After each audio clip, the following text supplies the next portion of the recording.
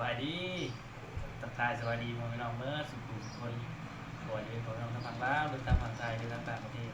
กับที่นี่ต้อนรับสู่ช่องบาต้อมมารับแซ่บกับพี่น้องโดยสบายดีเด้อพ่อแม่พี่น้อง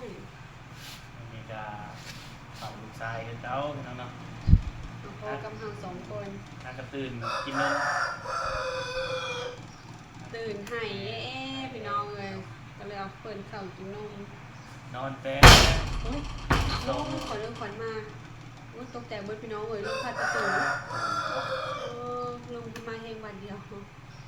ก็ตกใจจนเหนียวเตะ ที่คือไม่มีลมมีเล็ม ใครจะลุกบสะดุ้งพี่น้อง ล เล ม ย มา โอ้โหปอดเพิ่นแน่น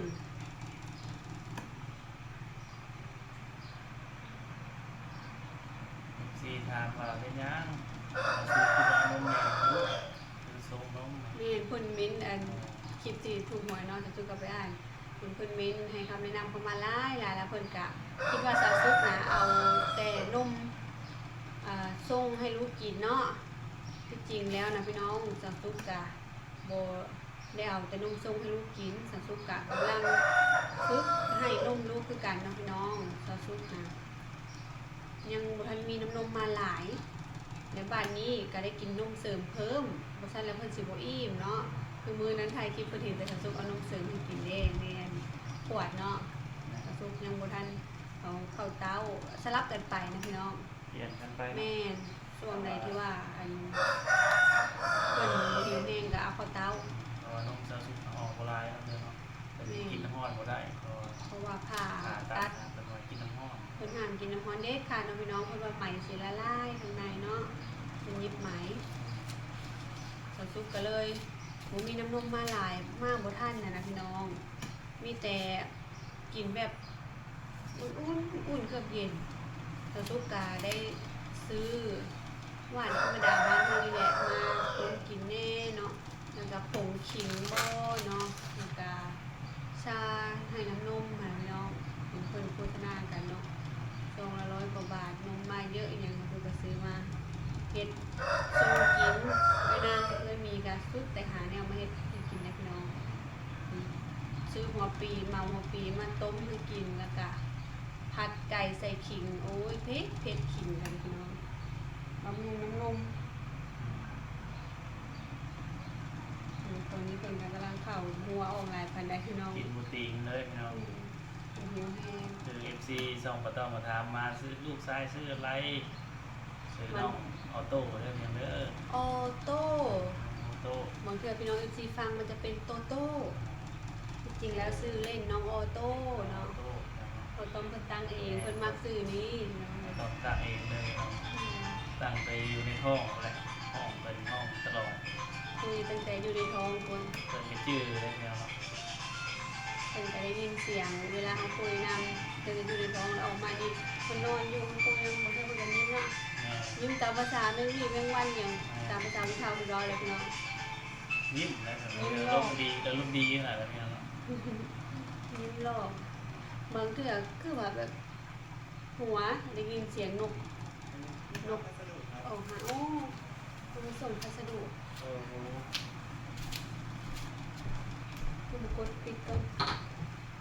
มาเอาเงินไปจ่ายคุณ เลยครับ 1,104 บาท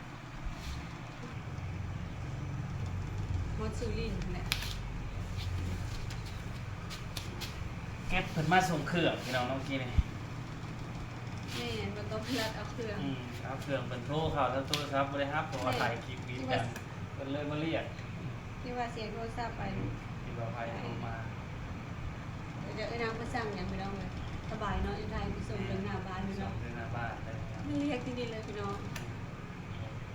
เมื่อกี้นี้เขาเว้าไอ้เรื่องสื่อเนาะพี่น้อง สิแท้แม่เพิ่นตั้ง โดยเป็นคนตั้งเปลี่ยนกันตั้งอิ่มนะบอนี่ กลางเว้นนี่นอนขนาด นอนดีดีเนาะ กลางคืนแล้วฮอด12 โมงเลยแม่บ่นอนเลย เที่ยงคืนฮอตตีห้า เที่ยงคืนนอนตี สองวันแล้วสสุกกระเป๋าตองพา 5 เดียว นั่งเผาเลย คอแงกเสือบรับเสือบตื่นเสือบรับ เอานมให้กิน อันนี้ เงินตาได้ดิ ตื่นแล้วบ่ ยินคำว่าวัน กินพอว่าก็คือละนอนก็เลยก็เว้นไปยังบ่นอนแต่เนาะ ปุ๊กกับปติง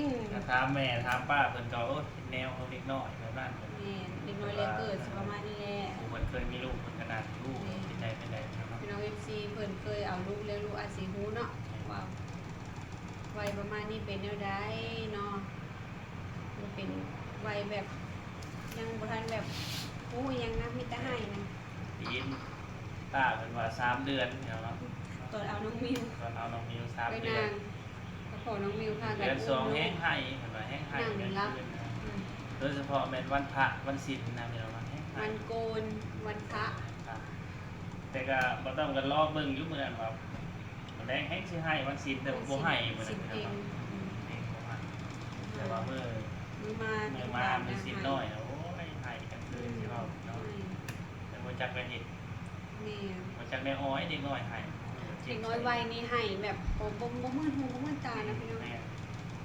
เจ็บใจเด้ นี่บ่ฮู้จักหยั่วบ่ฮู้จักหลอกอีกคันว่าฮู้จักเห็นนั่นเห็นนี่แล้วก็ไผแน่พอได้หยั่วมันนกก็อยู่อันนี้เดี๋ยวโอ้ยบ่ฮู้เลยคือพี่น้องคันว่าบ่ให้จนบ่ฮู้เหตุผลแบบให้แบบยันให้การกันนะพี่น้องคือยันชุดคันให้ธรรมดา ยากโทษแต่อันนุ่มหรือว่าปวดเหี่ยวเนาะเปลี่ยนเพิดเปลี่ยนหยังหิวนมก็คือกะถือว่าโอ ให้ เคเลย เอานมให้กินก็ยังบ่เศร้าเนาะ นี่ นั่นคือเหตุให้ ม่วงให้คนเลิกว่า ให้เด็กน้อยให้ ให้มันจะทรมานแต่เจ็บปวดแท้เป็นมีลูกจังหูพี่น้องเอ้ยเพื่อจะเลี้ยงลูกคนหนึ่งไง เนาะ เนาะ เสียงคนใหญ่คนหนึ่งใหญ่ นี่ ต้องขึ้นเบาเอาคนเดียวพ่ออะไรเนาะ ห่างก็ได้เท่าไรพี่น้องห่างก็ได้อาทิตย์กว่าเอาคน ก็ เดี ได้ ยวพ ติด อ ตัวไม่พอเดียวคนเดียวพ่อ เอาคนเดียวพอแล้วตะกี้จะได้จะคน มันยาว2คนเนาะ ตะกี้ได้สองพอเป็น ก็ได้ ผู้ ลูกมีงูนี่เอาคนเดียวก็ลำบากในเพียงเนาะลำ เฮ้ บาก ยได้ลูกกันใช่ไหมโม มานะครับเพื่อนเรียนตะเพื่อนหมูพี่น้องนะครับลำบากแกนซุกแหน่ถือผ้าใหญ่ลำบากในเราลำลายอันไรแนวเป็น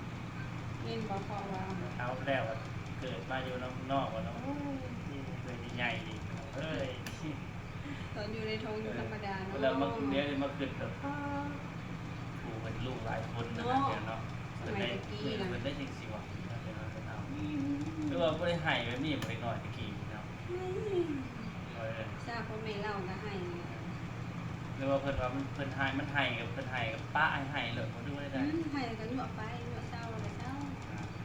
อันไม่ยาก็โทรมาคนว่าก็ให้ปกติแม่อยู่กับให้พ่อแม่ มาต้องจะโทร เดี๋ยว ถา พ่อ ม แม่รับ โทรถามแม่ว่า เป็นจังได้ ให้ เนาะ ได้นิดหน่อยอันนี้ยังเกิดธรรมดาเพิ่นว่า ธรรมดา เนี่ยยังอีกยังสิให้อีกเหรอ จะเจออีก บ่ต้องโอ้ยลูกบ่ต้องบ่ให้แล้วคนผู้แต่ว่าป้าบ่ต้องก็ว่าซันนี่ยังธรรมดานะที่เราบ่ได้ตัด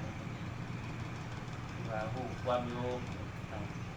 เกิดมาก็เรียกว่าสมบูรณ์ยังหมดนะเพียงเนาะแม่ก็บ่ได้แพ้ท้องบ่ได้หยังแม่บ่ได้ลำบากอีหยังเกิดมาก็ถือว่าเป็นอีหยังมองมันว่าอบด้วยเดียวอย่างน้อยตอนแรกเพิ่นเอาออกตอนแรงตอนค่ำเพิ่นก็เอามาให้เลยไปอบเป็นมื้อเป็นหยังบ่ แข็งแรงดีเนาะ แข็งแรงดี แข็งแรงเกินคาด ค่า ชายคำชายพูนเลย คำพูดหรือใช่บ่ต้อง ต้อนรับนี่ มาเพื่อนก็บ่ต้องมาซื้อลอตเตอรี่อีก นี่วางเลยก็ยังยิ้มแล้วได้หรือไง แม่ก็ถือหวยลาวอีกเนาะ2ตัว3ตัวเอ้า จุกขนาดนะ แรงก็พอถืออีกบ่จักนี่ จุกแม่นะอะไรค่ะ เป็นหวยป้าเพิ่นถือเด้ป้าถือตัวลุงเอ้ย การรถการห้องนอนนะ แม่บ่ได้ค่าน้ำมันรถ เขากลับบ้านได้นี่ไหน กลับบ้าน ได้การรถกลับบ้านได้ โอ้ บริหารเงินและบริมีแนวทางหาเลยมีกำลัง หยุด ใจ งา เพิ่ม น ไป ได้นี่ เอามาลงมาเนาะ ไปนอนกันไป นอนกันนอน เลยแหละ บางคนว่าโอ้ยเพิ่นนอนกลางเว้นกลางคืนเพิ่นสิบ่นอนยากนะเนี่ยเนาะกลางคืนบ่นอนก็นั่งเขาแต่บ่นอนยามใดนอน แสดงว่านมแบบมาอยู่นี่อิ่มเลยนะตอน ผม เมื่อคืนนมผมมาแสดงว่าแบบเขานอนบนมันผมมีต่างจากคนอื่นนมเลยผมว่า ผมลงเพิ่น อิ่มโม่ ผมลงเบิ่งเพิ่นจ้อนปวดเพิ่นลูกขี้แตกบ่ลูกเอ้ย ขี้แตกมันร้อนนะก็อยู่ที่สี่ก็ เหี่ยวบ่บ่รู้ว่า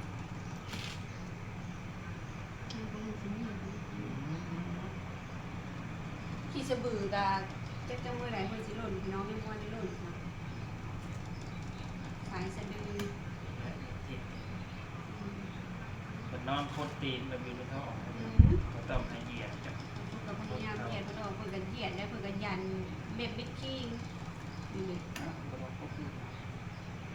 มันร้อนจะก็เลยไม่ใส่ถุงเท้าเลยมันจะปกอ่ะ ทอด หอมเจ้าอยู่ในท้องเพื่อนก็ยังอยู่ในดิ โอ้ทอดได้ ร้อนอยู่ในท้องในถุงท้องก็ร้อน เอา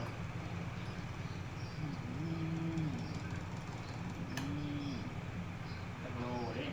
ตอนนี้บ่ต้องไปจากติดน้ำหนักเจ้าของจักโล หอมลงมาจาก 2โล ปกติบอล นัก72 73ไม่ได้จักไร 60กว่าเพื่อนว่าหอมลงแล้วเข้าลูกเวลาไปนอนเราลูกก็ยังนุ่มลูกบาทเดียวเลยนุ่มมันจากที่ยังบ่ทันได้ผ่านะพี่น้องตนกำลังจะไปผ่าติดนะน้ำหนัก61แล้วก็ฮอนเบอร์สิผ่านะ63ตอนเท่าวันขึ้นไปต่อแถวอันเด้63ต่อแถวดูหมอค่ะแล้วบัดนี้เนาะสสุกอันติดอีกมื้อนี้ รีมาหาหมอมาเนาะ 54 ปวดแผลเป็นปกติติดน้ำหนัก54หรือว่าลง10โลนะเนาะ ลง9โลเกือบ 9โล10โล ลง9กิโลพี่น้องเป็นน้ำผ้าหวานลดแล้วบ่นอนเนาะ แม่ แล้วก็สสุกก็กินอันเนี่ยบำรุงบ่ได้เด้พี่น้องกินได้แต่อาหารจืดๆกับเฮ็ดให้แบบบ่มีให้มีแห้งปานใดนะแล้วก็น้ำหนักก็ลด แม่ มาเราเลยกินของบำรุงให้กินแต่ของแบบธรรมดาพออยู่ท้องอยู่อย่าง ประมาณนี้เลยเนาะเพียงเนาะคลิปนี้ก็ได้ถ่ายรูปซ้ายเป็นยังไงเดี๋ยวบ่ต้องสิมาอัปเดต ดี ให้ ๆ เบิ่ง เลยนะ ให้เบิ่งอีกคลิปใหม่เลยเนาะ งาม สำหรับคลิปนี้ก็ต้องกล่าวว่าสบายดี สบายดีเด้อพ่อแม่พี่น้องเด้อเป็นกำลังใจให้เราเด้อนอนหลับปุ๋ยแล้วพี่น้องมีเฮาสิกางมุ้งกวบให้เพิ่น นอนคักเลยลูกบ่ต้อง อิ่มมัมแล้วบ่โมโหแล้วแลบลิ้นแลบๆนี่คือนม